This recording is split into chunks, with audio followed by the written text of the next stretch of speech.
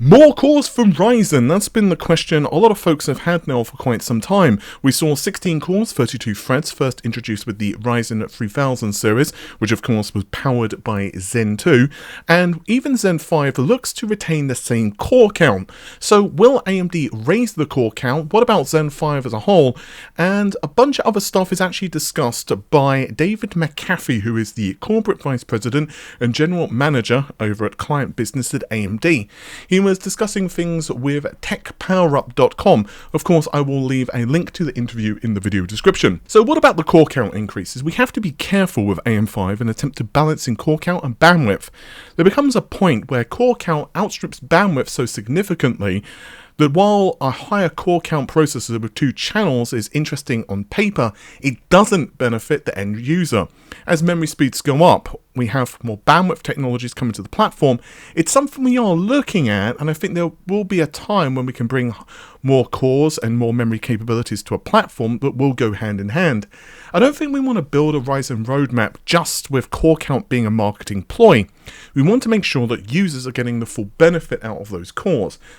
Now, this is actually a very interesting question, because ultimately you have to be able to feed whatever thing you're trying to build. For example, whether it's a GPU, in this case, core counts. So ultimately what they're essentially saying here is that the 2 channels of DDR5 memory just are not providing adequate bandwidth to feed all of those cores if they're going flat out. So ultimately, it just doesn't benefit them. Now, faster DDR5 may, of course, help, or the switch to DDR6.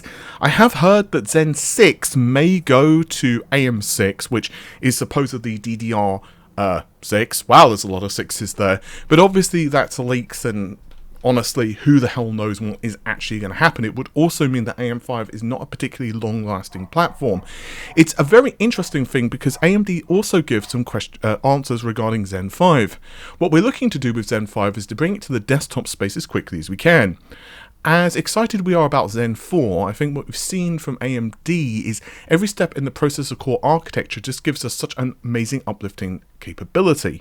In terms of IPC, in terms of the performance across every possible workload you see in desktop and mobile, we're working very hard to get it to the market as fast as possible. I know that Mark, I think that's Mark Papermaster he's referring to there, has talked in the past about Zen 5 is on track, it's in design, and it's taped out. So they're very excited to when it comes to the market. Now, I just want to say, guys, Zen 5 is not happening this year at all for Ryzen. It is not. I'm hearing it's going to be like Q3 next year.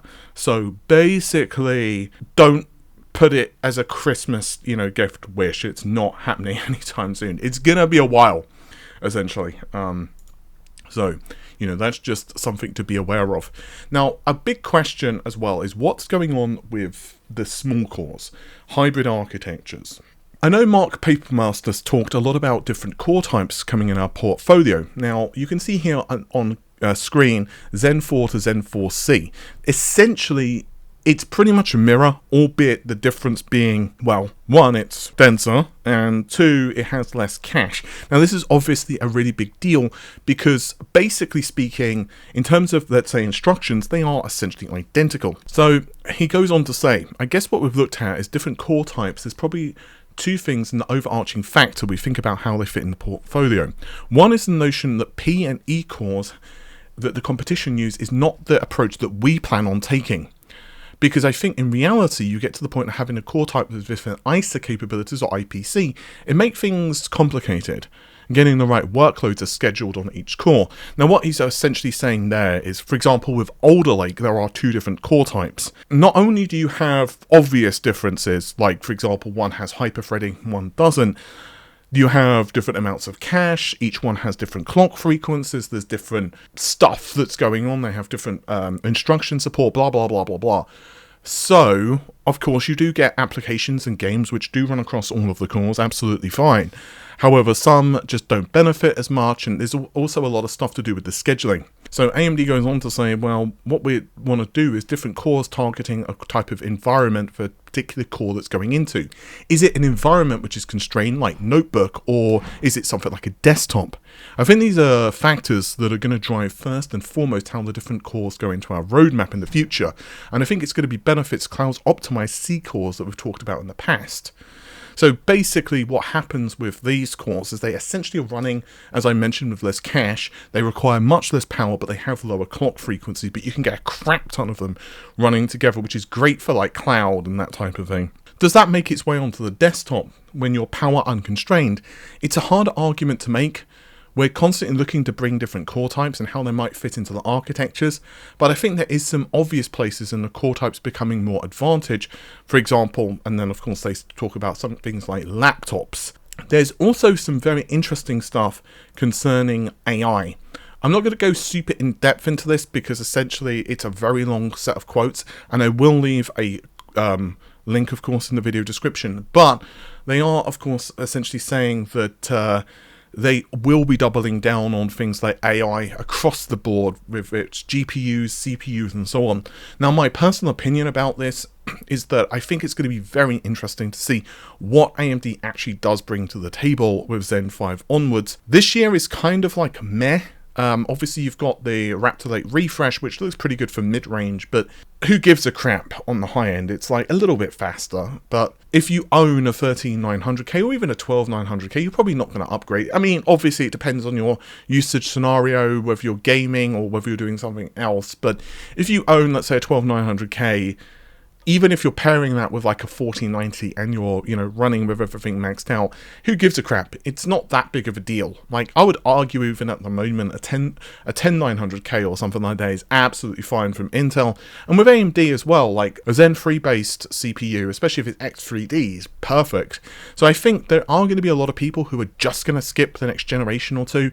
Obviously, it's a big platform change as well, from AM4 to AM5, or in the case of Intel, well, pretty much anything, because they update their platform faster than I changed my underwear, to be honest. So it's going to be very interesting to see what turns out to be accurate with this. Speaking of turns out, as I'm sure everyone and their mother at this point knows, Ratchet and Clank is coming to the PC. This was obviously one of the really big titles for around the time of the PS5's launch, and it was very visually impressive. However, now we actually have some minimum requirements which have popped up online. Now, I am not going to get into all of the specifications because I will be here until the next, 20 years to go through all of them. However, there are a couple of very interesting things.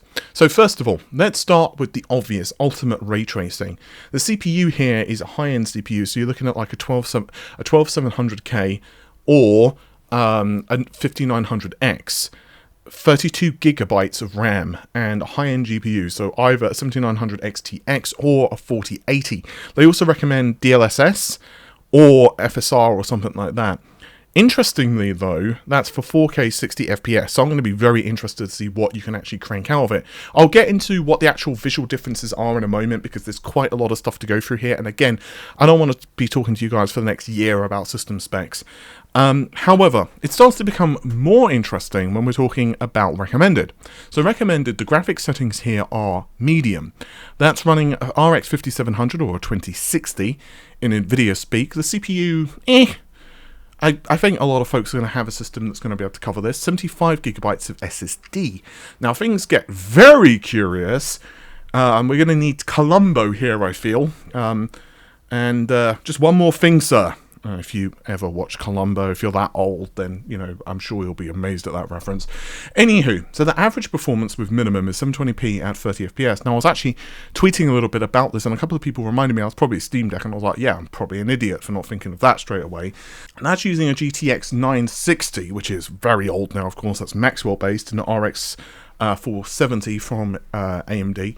And, yeah, the CPU is essentially a turnip, so you can basically run this on something that probably came out when the dinosaurs were like roaming the earth. 8 gigs of RAM and 75 gigabytes of HDD. That's obviously a hard disk. Notice everything else is SSD.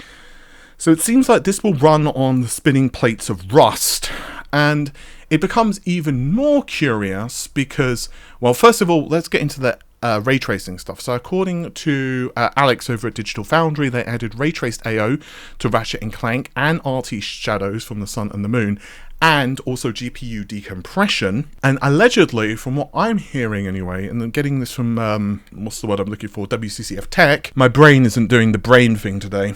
This is actually DirectX 1.2, and this supports GPU decompression. Now, there was a post for this that was actually on Reset Era, but I think it's been nuked. And basically it was from a senior programmer, the senior lead programmer. I'm probably going to butcher this name, so I apologize. Richard van der Laan. Let me know if I've pronounced that correctly. But basically, they again mention 1.2. Now, what's quite interesting about this is when I did that, I went to and googled DirectX 1.2. Sorry, Direct Storage, Jesus. And basically it has forced buffered I/O. That's where direct storage puts a lot of peer pressure on your game. Yeah, I'm in a weird mood today. I don't know why. I'm sorry. But basically, direct storage currently opens files in unbuffered. This allows us to avoid unnecessary copies getting the data into the GPU as quickly as possible. However, we heard some developers like to say they'd run the same code on high-speed SSDs as well as legacy hard disks. They require buffered I/O in order to mask the long seek times. For this reason, we added the ability to configure direct storage to open files in buffered. And then you can read the rest. Now, this theoretically may mean that you can run this on, well, legacy hard drives. And it's going to be very interesting to see how this actually plays out across a myriad of different settings. Honestly, I don't know how this is going to, play out. My guess is that the lowest quality settings are essentially going to look much worse than the PS5. Obviously, we don't have a lot of gameplay that's floating around from the PC version running at the lowest settings, and by that I mean, as far as I understand it, anyway, we have 0. So obviously, if you are going to run this on like a really old system, do wait for someone to test it. However, ultimately speaking, I think it's going to be very interesting to see what this is actually capable of. If purely from a technical side, I think it's going to be very cool. I think it's going to be a great game as well. I'm actually rather looking forward to trying it out. I kept meaning to test it on the PS5, but it's just one of those games I just never got around to for whatever reason. So I'm definitely going to try it on the PC simply because, well, I want to do benchmarking. Anyway, with that said, guys, I'm going to run off and leave you to it. Thanks very much for watching. Take care of yourselves. Bye for now.